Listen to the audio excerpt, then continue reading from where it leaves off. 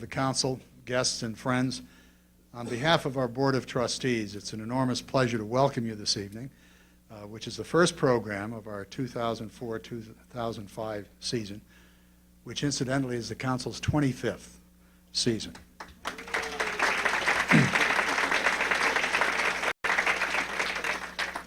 For sponsoring this evening's reception, let me thank Lockheed Martin and its Director of Strategic Planning and Business Operations, Robbie Harris.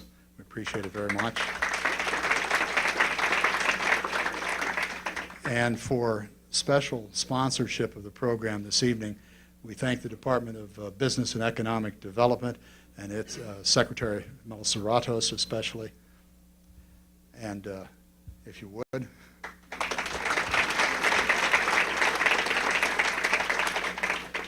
And Custom Direct, another old friend of the council, its President John Browning, for sponsoring the cable television rebroadcast of the program.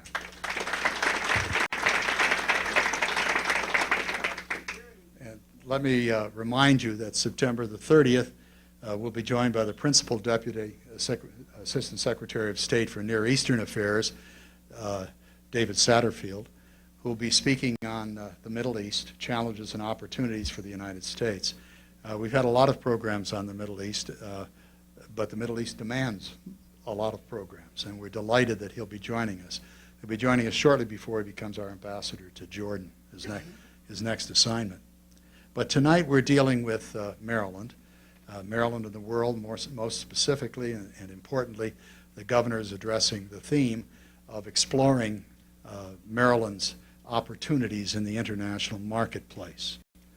And this is the fourth governor who's addressed the council. All of the governors since our founding have done so. We're absolutely delighted with that, and we appreciate the governor joining us. I don't need to take much time to introduce the governor to you, because you all know him and you know his outstanding record, and his past accomplishments as well as his current accomplishments. But just pro forma to repeat, he's a Gilman graduate, Princeton University, law degree from Wake Forest University, practiced law here, served 8 years, 10th District, House of Delegates in Maryland, and another 8 years then as the United States representative from the 2nd District of Maryland, and as you all know, was elected governor in 2002. It's my enormous pleasure, and I should say one other thing, that is that the governor's agreed to answer questions for an additional 10 minutes or so to make up for our late start tonight, and we're delighted with that. I know a few of you have to leave at 7:10. You're entitled to do so, and but we will go on until 10 minutes after 7. It's a great pleasure to introduce Governor Ehrlich. Thank you, Frank. Actually, I'm going to spend most of my time answering questions. I suspect, looking at this crowd, we have a lot of questions to answer. I have brought Greg Massoni, my press secretary, with me this evening. Greg, come on over here, please. Greg accompanied us on our trip to Israel.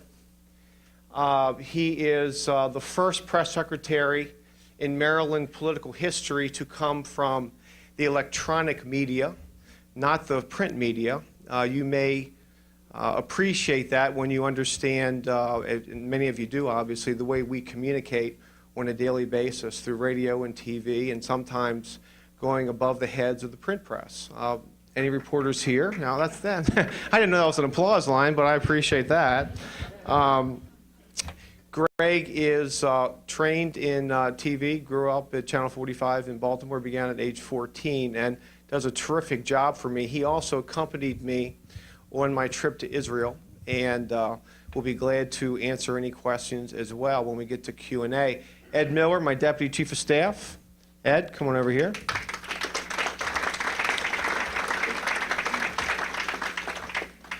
Ed has brought with him this evening, at my request, some polling numbers from the state of Israel, from the United States of America, and brought some interesting observations as well. Ed is my Deputy Chief of Staff, but he is trained as a professional pollster. In fact, spent a number of years working for a national pollster on Capitol Hill, and then spent a year in Israel working in Israeli politics as well. I'll be talking about Israel in a minute, but I wanted to introduce these two gentlemen because I spend my life with Greg, more than I do actually with Kendall, which is profoundly disturbing on a number of levels. And Ed Miller, who was absolutely terrific, who was my intern as a member of the Maryland House of Delegates during my first term in Annapolis, and now coming full circle in life, is a deputy chief of staff, one of three with direct responsibility for 18 cabinet agencies. And so with regard to his success particularly, I have a little pride of authorship and an awful lot of pride in his career. And so you guys can like move off a little bit now, okay? Just let me, I think, okay? But stay around. Foreign policy, I really thought I left foreign policy when I became governor and left Capitol Hill, but because of the nature of terror, the post-9/11 world, and the era, obviously, that we live in, which is quite dangerous and quite unique, I did not leave foreign policy in many true respects. Governor Mandel last year remarked to me that after seeing my schedule on a particular day, after going to Code Orange, that I have the job title he once had, but I have nowhere near the job description he once had. And I think that really says it all. Homeland Defense takes up an increasing amount of my time and energy. Homeland Defense at Code Orange, as opposed to today at Code Yellow, takes up approximately a quarter of my time on any particular day. We have, as you know, we promised during the course of the campaign, and we accomplished this mission about month 6, month 7 of my first year as governor, created the position of Homeland Security Director Dennis Schrader, reporting directly to me, and that job is quite frankly to put together in a coherent way all of our various senior police agencies at the state level. Obviously working in coordination with local law enforcement and federal law enforcement to make sure that we're practicing state-of-the-art concerning Homeland Defense, and Dennis is doing a terrific job. My new job also is brokering federal pass-through dollars, which is, again, a new job description for any particular governor. There's a lot of who struck John concerning how those dollars are spent and who should have the ultimate authority with respect to those expenditures. My view as governor, obviously, is somewhat partial, or at least prejudicial, I should say, but in any event, I do believe that governors throughout the United States of America are the true honest brokers concerning these dollars. The last thing you want is for local fiefdoms to grow up concerning pass-through federal dollars. We're talking about an awful lot of dollars, by the way. The last 3 fiscal years, $259 million from the feds through the state to the locals in the state of Maryland, particularly with respect to Homeland Defense, solely with respect to Homeland Defense. So brokering federal pass-through dollars is, again, part of my new job. I just talked about some of the nuts and bolts of the job post-11. There is also an aspect to the job I do want to touch upon briefly, and that is really the philosophical side of it. Coming from Capitol Hill, having a voting record, possessing very strong thoughts and beliefs. Is anybody I need to talk to? Not, I'm kidding. In fact, I'm kidding you because these blackberries that are very popular now, my staff tries to hide them from me during staff meetings. And I am governor, and I think my senior staff really needs to listen to me, and I'm that close to banning blackberries from senior staff meetings. And they're trying now to hide them from me, use them, and hide them during the course of meetings, and which is very difficult for the more senior members of my staff because I see them doing this. In any event, the philosophical side of a governorship post 9/11 really has a couple of constituent elements attached to it. One is discussing with the citizens of Maryland the counterintuitive nature of fighting such a non-traditional war. It's counterintuitive for free and prosperous people to fight war in any event. When you add the very unique nature of this war, of this conflict, its unique history, its unique enemy, its unique battlefields, it becomes all the more counterintuitive. So I believe it is part of my job as governor to discuss the genesis of this conflict. It's a 23-year-old war, as we know, began in 1981. It took 9/11 for the United States of America to become real involved. The fact of it is there are many, many fronts in this war. Clearly Iraq, clearly Afghanistan, the Philippines, and Maryland, and Pennsylvania, and Canada, and just about every country or state you can name, because Al-Qaeda and related terrorist organizations are here, and we know it. The stakes of the terror war, again, counterintuitive. Iraq obviously is a real battlefield with real casualties and real costs. But the fact of it is that it is a limited war. It's not Vietnam. It's not World War II. It's not Korea. This battle is as likely fought in a boardroom as it is on a battlefield, given the very unique nature of this conflict. And then, obviously, the cultural changes necessitated by this quote-unquote war. Cultural changes with respect to your convenience. Americans are free. Americans are prosperous. Americans like to feel free. We do not like to have our sneakers checked at the airport, even when we know the reason, the rationale behind the examination.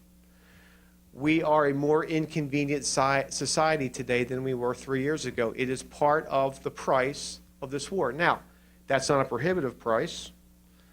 But the fact of it is we are inconvenient today, and we will be more inconvenienced in the future because, again, of the nature of this enemy. And then, of course, the great public policy debate. Where do we draw the line during wartime, particularly this wartime? Where do we draw the line between civil liberties and security? That line is very fluid, as we know, in any free society with a Bill of Rights. Any free society that values civil liberties. We also value our lives, our way of life, your ability to come here this evening, listen to the governor, your ability to feel free walking into that elevator, going to your car, and going home and going to the mall tomorrow or the ball game tomorrow night. The stakes are pretty high. The bottom line is this. I try to use my bully pulpit, my access to the media, and talk about how different we are today as opposed to 3 years ago, and obviously how those differences impact the governorship of the state of Maryland. Second observation concerns immigration. As governor, coming from the Congress, as governor of a state with a large immigrant population, as governor of a state with very real issues and challenges brought about by recent patterns with respect to immigration. Social services, education. We hear a lot about the Thornton formula in Annapolis. Well, what helped drive the Thornton mandate was the fact that a lot of kids in public schools in Prince George's County and Montgomery County cannot speak English. That bill was held up on sine die 2 years ago because the delegations from those respective counties went to the speaker and said, particularly Montgomery County, we may be a wealthy county, but guess what? We need additional money despite our wealth because we have so many kids coming into our school system with English as a second language. So you need to give us $200 million additional, or we're not going to vote for the $1.3 million mandate. And that's what's clearly occurred. Economic education, obviously different cultures, different values, and of course the issue of language, which William Donald Schaefer continues to discuss, as many of you know, and which is a real issue that is so easily demonized and demagogued. You may, all of you will recall, William Donald Schaefer's comments a few weeks ago during a Board of Public Works meeting and the aftermath, and the fact that I made a related comment, not necessarily to do or pertaining to the issue of language, but the issue of this, what I view as a clear distinction between a multi-ethnic society, which is good and wonderful, and a multicultural society, which in my view, by definition, is dysfunctional and sentenced to dysfunction forever. And how the establishment in this state, particularly the Baltimore Sun and the Washington Post, reacted to what I still believe is a very rational distinction, a distinction easily understood by 99% of the people, with the exception of folks who work on the editorial boards of those two newspapers. Third, Israel. We have an interesting issue with a large Jewish population in the state of Maryland. Per capita, one of the highest in the country. We have a long sister state relationship with the state of Israel. My first trip post-election 2002 was to the state of Israel. It was my third trip. First as a member of the Maryland legislature, second as a member of the United States Congress, and my third trip as governor of the state of Maryland. It is a hot spot in the terror war, and it clearly is used and abused as a target, both rhetorically and in real terms, by the people who want to harm us as well. Parenthetically, my view is that if Israel did not exist, the same folks would hate us and the same language and rhetoric would be used. Israel is a very convenient excuse for the people who want to end our way of life. Maryland is the first state in the nation to make Homeland Security funding available to Jewish institutions. You may recall, as well reported, the incident with the Bay Bridge a few weeks ago. You may not recall an incident of a few months ago, more than a few months now, concerning the filming of a Jewish day school. These are real incidents, and they are to be taken very seriously. Jewish institutions obviously are potential targets in the state, and I believe it is an appropriate use of federal pass-through national security, homeland security money to use these dollars in this way. Maryland's a leader in this regard. We're talking about synagogues, community centers, and schools, by the way. The White House and the Department of Homeland Security have acknowledged the uniqueness of this program as well. Third, and really the central thrust of my comments this evening, economic development. Economic development was a major campaign issue in 2002, as many of you will recall. It is a priority for this administration. It's the fifth pillar of my 5 pillars, the 5 basic issues which I believe fulfill the mandate of any state government. Our 5th pillar is commerce, and that means economic development and good jobs. Generally, obviously, every state's involved in the business of salesmanship, selling your goods and services around the world. In this administration, it is particularly important. We have brought about and are bringing about cultural change throughout our agencies and state government. You really see and most importantly feel this change at DBED. New leadership, new personnel, new personalities, new talent. Much of this talent from the private sector, bringing a private sector mindset to the public sector. It's about time, particularly given what we have to sell in this state. I have, as I said, accomplished 1 trade mission to Israel. Lieutenant Governor, as you know, visited Ghana and South Africa just a few months ago. I will be leaving for Asia next month and Canada next year. With 2 babies, 1 trip a year is enough, believe me. We are advertising around the country and the world. We're promoting my free trading record as a member of the United States Congress, by the way. And clearly our strategy is to expand trade opportunities by marketing what we have to sell in the state. And what do we have to sell? Well, we have an incredible workforce in the state. Per capita PhDs, per capita college graduates, you name it. We are top 5 in just about every category you can think of. Our strategic location, clearly mid-Atlantic, Atlantic seaboard. Our transportation infrastructure in this state is second to none: road, rail, port, airport. And again, this issue of business reputation around the country and around the world. We are a job creation machine in the state.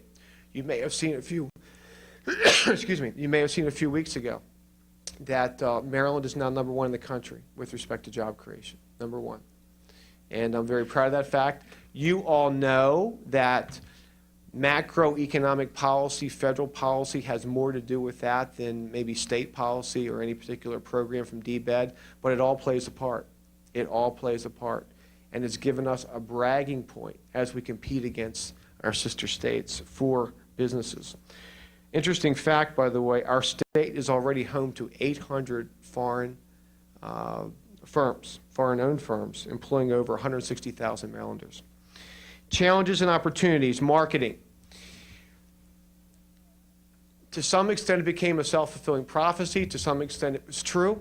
To some extent, it was false. But clearly, at points in the past, Maryland garnered an anti-business reputation. And that was just a fact. And states such as Virginia and North Carolina and Pennsylvania and Ohio used that reputation against us in the increasingly competitive atmosphere that exists in this country today. Every state has a DBED. Every state has assets. Every state has benefits. Every state has programs to attract private sector businesses to the respective states. So we had to overcome that, and we are overcoming it, not through words, but through deeds. Quite frankly, success breeds good press. Success breeds credibility. Success breeds interest around the country and around the world. We also have a roadmap. You're familiar with the Pappas Commission, our Commission on Higher Technology, setting out our public policy agenda as administration last year. We're following that as a roadmap. We're also obviously interested in targeting strategic planning, most particularly foreign firms interested in tapping into the U.S. market, particularly Maryland, and European venture capital firms seeking to add technology companies to their portfolios, are two focal points of interest. Let me now just real briefly touch upon a couple continents, actually, and our strategies with respect to each. First, Europe. Our countries of interest are France, Germany, and the United Kingdom.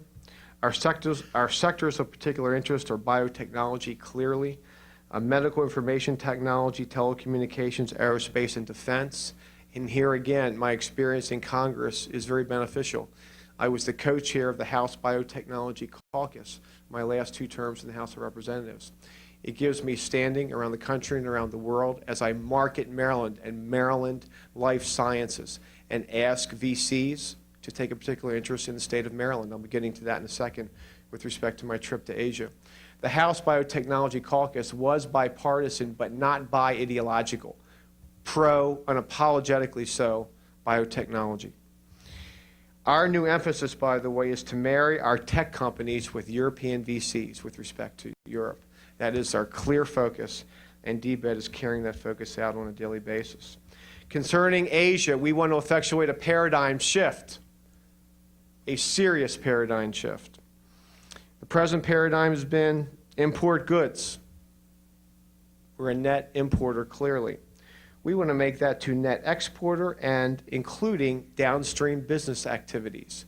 We want foreign countries not only to be interested in, obviously, our goods, but also our sales, our marketing, our warehousing, and our distribution. Look at Washington County. Go visit Washington County someday. Look at Harford County. Pretty good jobs being developed in the suburbs and outer suburbs along these very same lines. And finally, Canada. Interesting fact, each day the value of goods crossing the U.S.-Canadian border ranges between $1 billion to just under $2 billion each day. Fact, Canadian buyers take more than 20% of Maryland's total exports, making this country Maryland's #1 trading partner for the last 20 years. Raise your hand if you knew that. Don't lie. So our #1 trading partner is increasingly important. It is why I'll be visiting Nova Scotia and maybe some other venues in 2005. That trip is being put together as we speak. Our plan, obviously, increase exports, expand Canadian presence in the state of Maryland. We will identify and continue to identify appropriate representation in the various provinces. We obviously are inviting business interests, particularly VCs, down to Annapolis, to the state of Maryland, to check us out in greater detail. Our partners in this respect, besides DBED, obviously, are the U.S. Department of Commerce and the World Trade Center Institute. Last, and then I'll open the floor for questions. Some of you may recall my yelling episode a few months ago where I yelled at the Maryland business community, and my message was, and continues to be, you really need to become dangerous in Annapolis. The Maryland business community traditionally has been well represented by talented, qualified people. They've come down, they've testified, they've put together rallies, they have been eloquent in their testimony before respective committees of the legislature. They have, in the modern era, formed their email trees and sent their letters and their faxes. But the bottom line to all that activity was generally nothing. Zero. It was, we'll help the business community when it's convenient, and when it's inconvenient or there's a price to pay, they'll be there and they'll play our game, and quite frankly, there are no consequences for bad behavior. And so I gave a speech in April of this year wherein I requested that the Maryland business community become dangerous. The Maryland business community begin to exact consequences for negative actions contrary to the interests of Maryland business, which is a very, very different message, asking for cultural change in the business community generally and in this business community in particular. I want Maryland businesses to do the same in the international marketplace. I like to win. We have the assets to win just about every time in the state.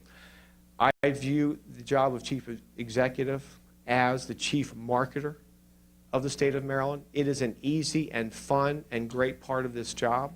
Whether we're competing against Virginia for a biotechnology firm, or I'm in Asia asking a VC to take a look at the 270 corridor or Baltimore, Maryland. It makes no difference. We like to win. This administration is about winning. It's about marketing and making us better, obviously, as a state. And I'm very proud to be here this evening. I'll open the floor for questions.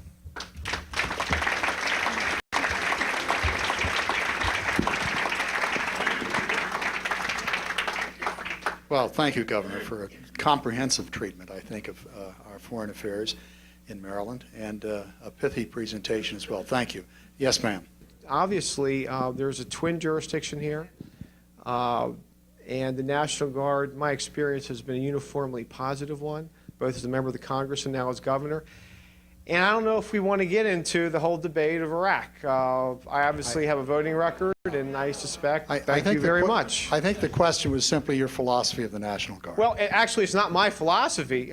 They obviously have a dual purpose, and one is domestic and one is foreign, and that's just the fact of it. The question is, what kind of bang for the buck do you get for your foreign trips? First, Israel. And Ed, are you here? Do you have the numbers from Israel?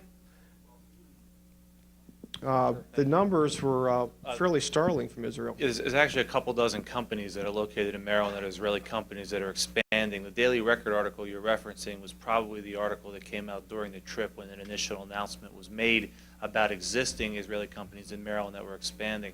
Since then, there have been more opportunities than that created. We have more companies coming to look at Maryland all the time now. With respect to your comments on Israel's economy, though, I'm sure you're well aware that Israel has more companies listed on U.S. stock exchanges than any other countries, foreign countries, than Canada and Britain. So Israel's economy and the opportunities it provides in R&D, especially early stage R&D, is especially a good opportunity for Maryland. Where Maryland has a great opportunity with these companies is to take them to the next stage. R&D research is done, and then the company wants to sell products in the U.S. market, locates in the U.S., does R&D partnerships with existing companies, and then can expand in the American marketplace. So I would suggest that if you looked at the cost of the trip versus the amount of money that the state will tend to receive from that, it's a rather small percentage that the cost was. We have revised numbers that more than justify. In fact, the first deal we signed more than justified the trip. Secondly, we have 18 Israeli companies in Maryland today. Our goal is to double that number in the next 2 years, and we believe that we're on that course. Third, the last portion of my trip to Israel included a meeting with former Prime Minister Netanyahu, and I'm a fan of his.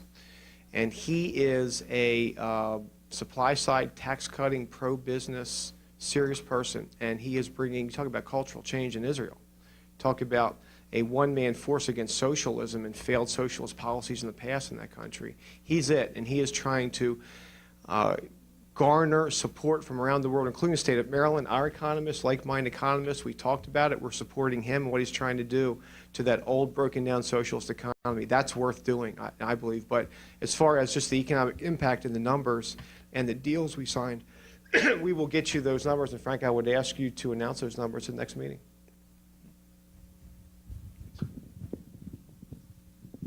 Yes, We'll sir. also get the numbers on South Africa, too. The question is, have the recent changes inconvenienced or interrupted Maryland's attempts to market abroad, specifically the loss of Arab money, the inconvenience to Arabs and others trying to get into the United States? And your first point was...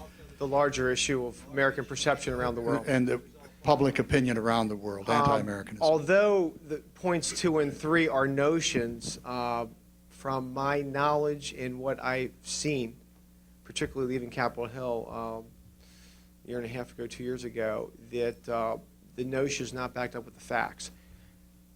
With regard to dollars, clearly inconvenience, resentment, that's more anecdotal, and it's there, and it's going to be there. It's there for the 92-year-old American grandmother who has her tennis shoes checked, too. I mean, which is ridiculous, but it happens, and it's happened. As a member of Congress, I had the tennis shoe check as well, by the way. Just one flight, one day. My number came up. So I'm there in sockless at BWI. That's the way it goes. It's a new world. And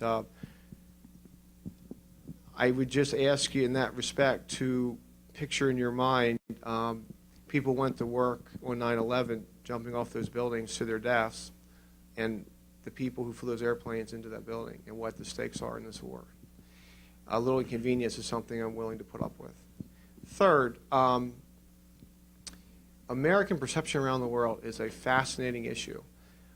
The regime of Jacques Chirac is clearly upset with the war in Iraq because right till the eve of the war, they were supplying, as you know, goods and services to Saddam's regime.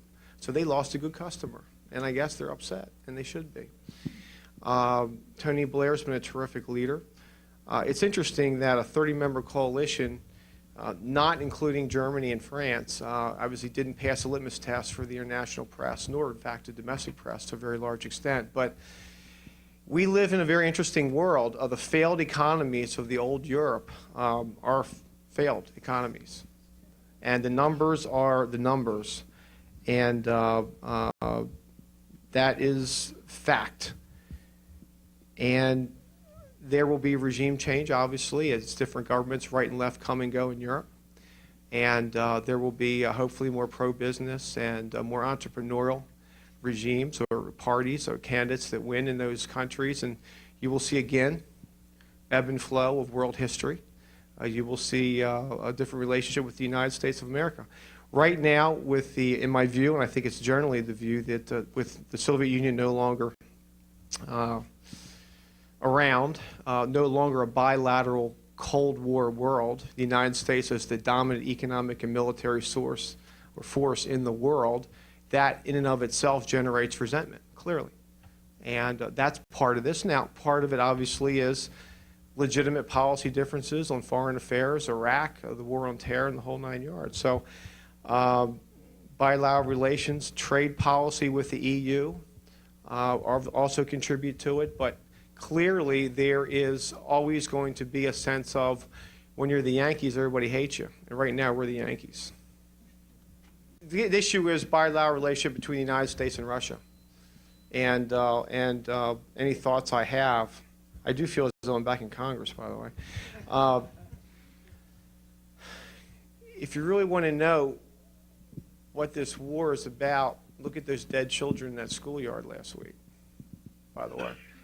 The same people who flew those planes in the buildings, and the same people who the FBI calls me about from time to time, same people who were in Laurel, Maryland on 9/10, killed those kids.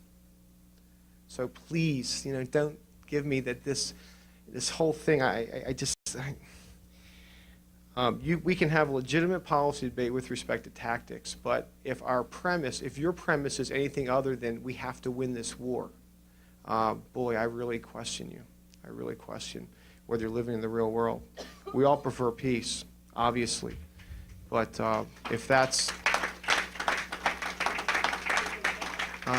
they have made it clear what their goals are, and their goals are to make you fearful about going to Towson Town Mall on Saturday. Believe me.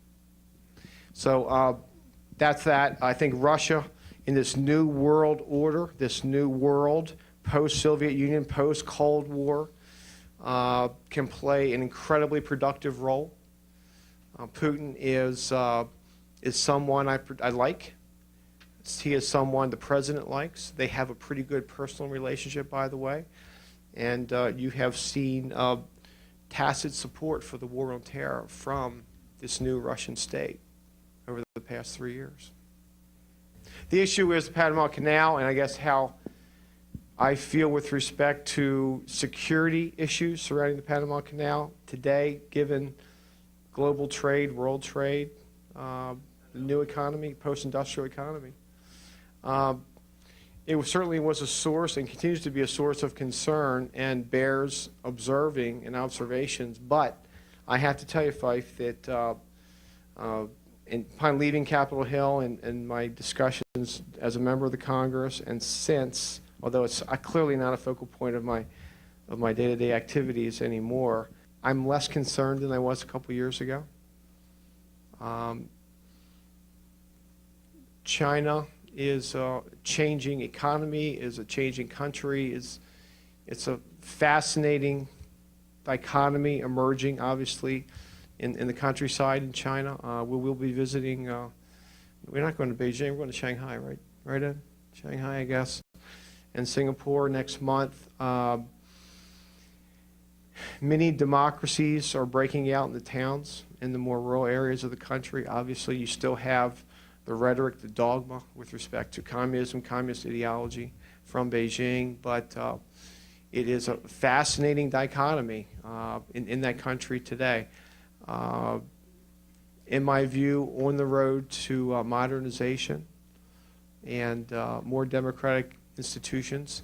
I would like it to be quicker, obviously. I'm incredibly concerned with Taiwan and bilateral relations between Taiwan, whatever you view as a country or a province, and the mainland. I am pro-Taiwan, unapologetically so, but the saber rattling does occur from time to time, but by and large, I'm generally pleased with the direction of China and this government. More pragmatists. There are two questions. The first is, competition among the states is perhaps self-defeating from a national standpoint. First question. And your second is... well, I'm a mercantilist, yeah. Yeah, is focusing on exports really a mercantilistic policy and incorrect? Yeah, it is, but I don't think we do. With regard to your first question, which is another way of, I guess, framing your question would be, isn't a zero-sum game, Governor, when Virginia is competing against Maryland and the pie is the United States of America? The answer is yes. However, a couple points. One, I'm governor of the state of Maryland, and I'm going to advocate for Maryland business. Secondly, not all competition is between states. Sometimes it's between a province in Canada, Mexico, South America, and Beltsville. So that paradigm shifts depending on the issue, depending on the company.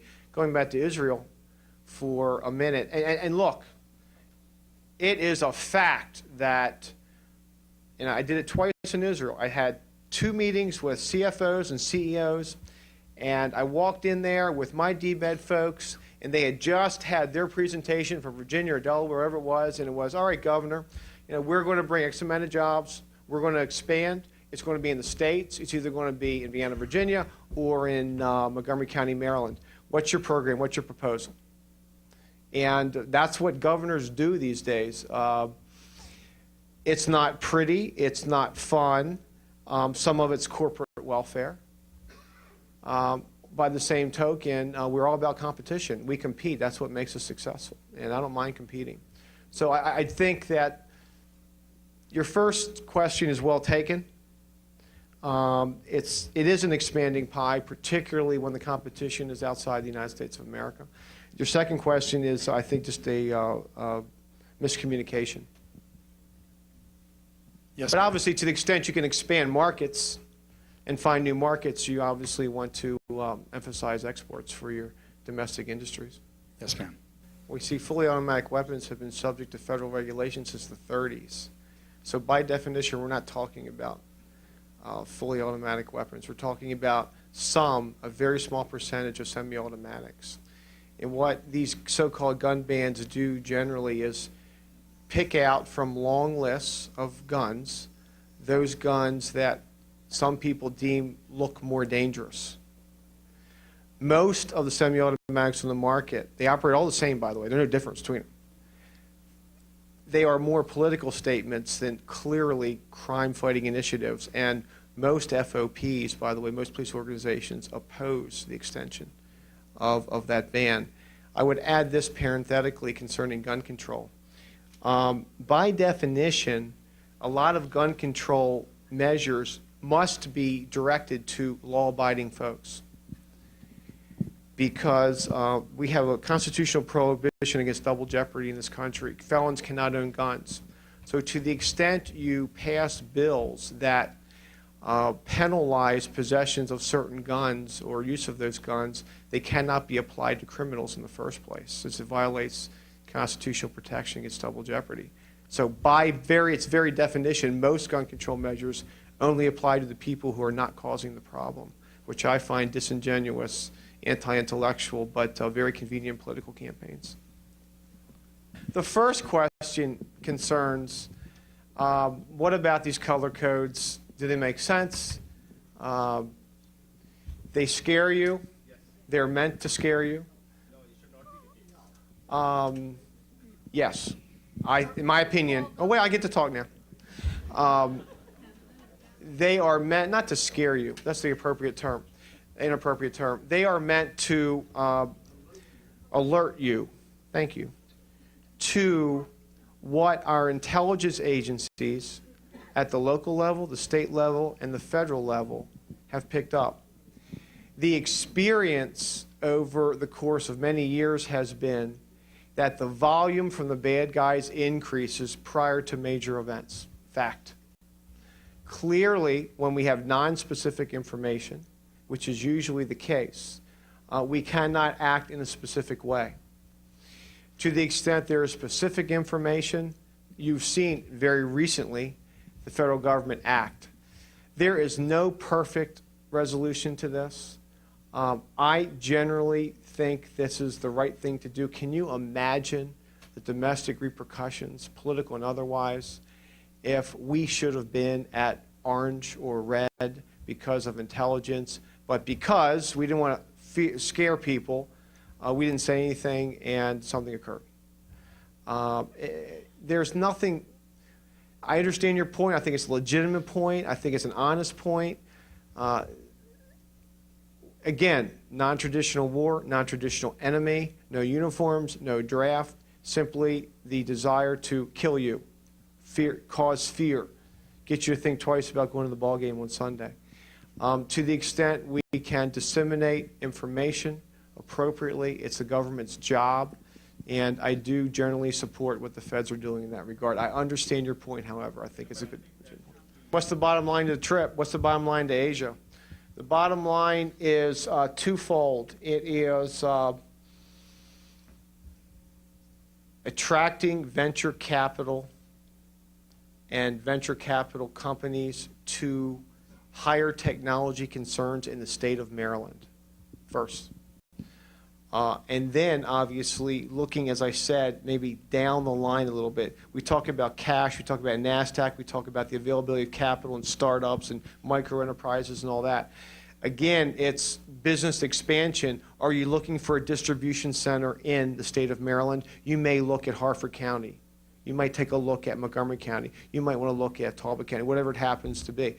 And again, talk about honest broker at the state level. I don't want my counties, my subdivisions, fighting. When we have a set of criteria, DBED can be, again, the honest broker, and maybe for your purposes, Baltimore County makes more sense than Anne Arundel County for a particular reason, or vice versa, who knows. So our goal clearly in Asia is cash, and that's difficult to quantify, but a couple years down the road we can quantify it as far as venture capital money. And secondly, business expansion in the state of Maryland. The question was, how do you market tourism, and are tourists going to spend money on slot machines? I view tourism as incredibly important to our economy. That's not my opinion, that's fact. $8.8 billion worth of economic impact in the tourism sector in our state. And you think about, look at the hotels, look at the various venues around the state, look at all the, we're running ads now around the country. Obviously, again, another set of ads that are working, it appears, asking people to come to Maryland, spend their discretionary income. Again, sir, I would not view that, whoever asked that question, as a zero-sum game. Tourism's a competitive industry. I want Ocean City, obviously, doing well. And I want visitors, and quite frankly, Ocean City's benefited from the denigration of the beaches in New Jersey and New York. We're advertising in Ohio, a lot of Ohioans in Ocean City this summer. When we had a horse racing industry that was popular, a lot of folks would come here and visit. Let me just talk about, I hate to do this. You know, again, I'd be the last person to ask you to believe anything in the Baltimore Sun, believe me, particularly on the editorial page. But the sports page I believe last Wednesday, had an incredibly powerful article about competition and about what's happening in this state right now. My deputy chief of staff and I were coming here this evening. The largest standardbred breeding operation in the state is just about to leave. Now, some of you say horse racing, right? 60s era. Boxing, horse racing, baseball, forget it, who cares? Well, I do too. Now, for you who do not care about horse racing, but you care about the environment, and you care about suburban sprawl and development in the outer suburbs, believe this, there are 20,000 horse farms in Maryland today. When that particular breeding operation and similar breeding operations leave, they will be replaced by tract housing. Now, if you think that's good public policy, fine. If you have a moral opposition to gaming, we're not going to discuss it. That's your view, and that's legitimate, and I don't even lobby anybody who has that view. If you're the 99% of everyone else, and by the way, situational selective indignation doesn't count here. Bingo's okay, but slots isn't. Bingo's gaming. Okay? So if you're serious about your opposition, fine. That's legitimate. But if it's situational, this is a 80,000 job, direct and indirect industry in the state. It's $5.2 billion worth of assets in the state. It is an incredible and rich rural history, part of our legacy. It's the Preakness, and it is dying. And one leader in Annapolis is killing it. And one leader said, who would notice if the Preakness left? That's a fact. By the way, that guy is a leader. I respect his views. He has different views than mine. We're friends. We'll work on other issues. I think he's wrong on this issue. We have other issues to work on in the state. Please believe this. The reason I, again, spent my political capital in this issue is I do not want to wake up in 2 years and see 14 breeding operations, standardbred, thoroughbred, you name it, have left this state, and another couple thousand acres in the outer suburbs were open to housing tracts. And that's precisely what's happening. So if you really care about development in this watershed, and you know what? Again, environmentally, we're going to grow in this watershed. We have master plans at the subdivision level. Those master plans are meant to ensure to some degree respectful, sensible growth.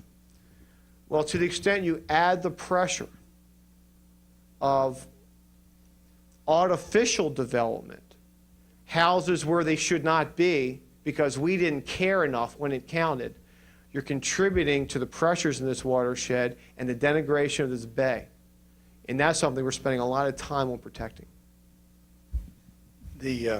Unfortunately, we're going to have to bring this to a close. I apologize to all the people who have questions, a lot to. I must say we've had probably 500 plus speakers at the council. I don't know if we've had a clearer picture of a speaker than we have had in our speaker tonight. It's a very vivid presentation of the man and his beliefs. His comments, I think, have been most interesting, covering a lot of ground. Governor, we're in your debt. Thank you so much. Thank you. Thanks, everybody. Thank you.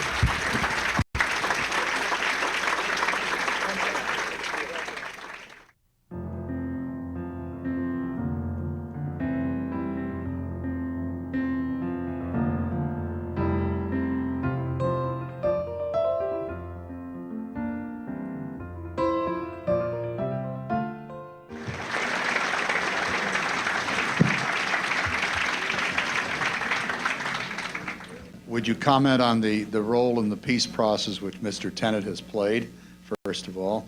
And then secondly, as we face an enormously difficult problem in Iraq and a difficult future, would you comment upon American policy at this moment, if you can? Or better yet, would you comment on what is needed to be done in Iraq rather than American policy? Well, yeah, I would be happy to. Certainly, I cannot comment and speak for the United States government, but I can tell you, just from my knowledge about Mr. Tenet's involvement, since most of the problems were security problems with the terrorism, including intelligence, and the U.S. tried to contribute by building capacity for the Palestinians to fight terror. And the director was also involved very much in Camp David before. So he had a lot of knowledge. And I believe the United States saw it as a clear, vital interest to bring about the end of terror and negotiation, peaceful negotiation there. So he will stand there. I think it makes sense. If you ask me, part of, now who to send, it's up to them. But he was very, very instrumental during the Y Agreement Accords, during Camp David, and I guess they wanted to really take advantage of his very intimate knowledge of not just the protagonists in the area, but also of the challenges. And I can tell you he did a fantastic job. But he just cannot, he couldn't just replace the Palestinians in taking the political decision to stop the terror. About Iraq, it's not a matter of distancing ourselves or not. We have said it all along, you know, in the run-up to the war, before the war, and after the war. Iraq is not necessarily an Israeli problem. It's an international problem. It's a regional problem. There were attempts now and before to link the two issues, Iraq and the Palestinian-Israeli conflict. And I say there's nothing further from the truth, the linkage between the two issues. If you recall, before the war, there were some who said, well, the road to Baghdad should go through Jerusalem, solve this problem. I would say that the problems in the Middle East, the instabilities are rooted in much, much deeper problems, structural problems, prevailing in the societies over there. And if you look, the Israeli-Palestinian problem, which is so prominently expressed in the media, and basically because of, if I can say here, great PR machine of the Palestinians, but look how many other problems there are during the years. Who remembers now in the 60s the problems in Yemen, Egypt, in Kurdistan with the Kurds? In the 80s, there was a war between Iraq and Iran that cost the lives of 1.5 million. Had nothing to do with the Palestinian problem. Like the Kurds and the Yemens in the 60s had nothing to do with the Palestinian problem. When Iraq invaded Kuwait in 1990, had nothing to do with the Palestinian problem.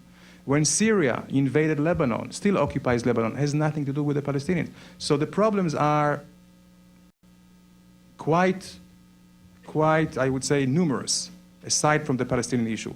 Iraq is one of them. Certainly, I don't want to take here, again, any sides, and certainly I'm not capable of speaking for the American administration.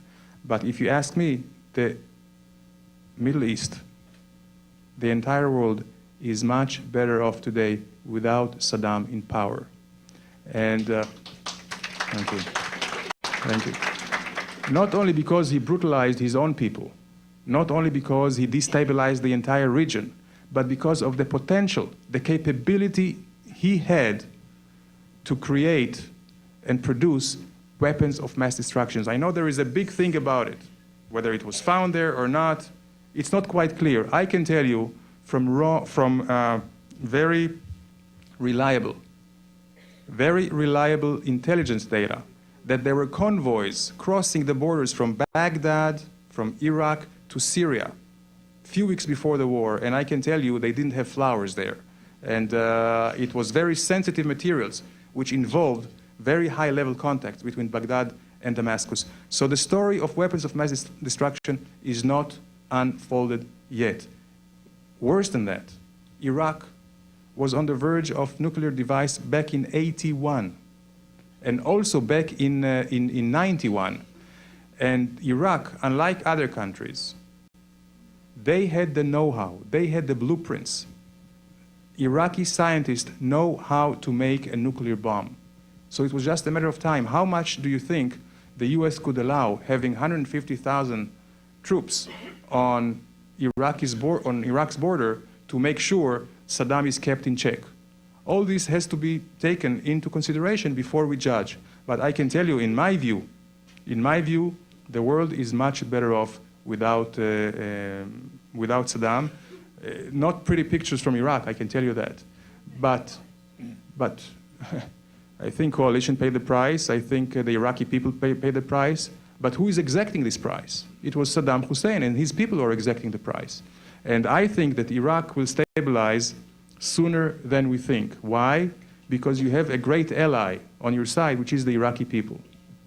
And still there are, unfortunately, terrorists there, former loyalists of Saddam, and also this international Al-Qaeda movement, the jihadists who also converge in. But it's certainly my analysis that we are all better off. And it's not an Israeli matter. It's a regional matter. I think all Arab countries are much better off, Gulf and beyond, and certainly the international community. If Mr. Arafat resisted his own advisors on a reasonable settlement and has looted the treasury, why does he still survive? Simply put, terror. Not only terrorizing us, he is terrorizing his own people. So long as he has control of the security forces and special forces to intimidate political opponents, this is the situation. And I can tell you, you will not see any open criticism in the Palestinian Authority, in the Palestinian society. There was one cabinet minister of Arafat who dared criticizing him in public. His name is Nabil Amro. About a year ago, and the same night, his house of this Nabil Amro was sprayed with bullets. You can imagine he shut up. The statement is two major sticking points clearly are the question of the status of Jerusalem and the right of return. Would you comment on those? And are there other outstanding issues as well, sticking points? Sure, absolutely. Territorial, Jerusalem is one of them. The communities in Judea and Samaria, certainly the issue of the refugees. But what we say, all of it should be resolved in the negotiation. They have their views, we have our views, let's meet halfway. And certainly it can be solved, like a solution was offered in Camp David, which they rejected. But right now, the burning problem right now, the immediate problem right now is the incitement, is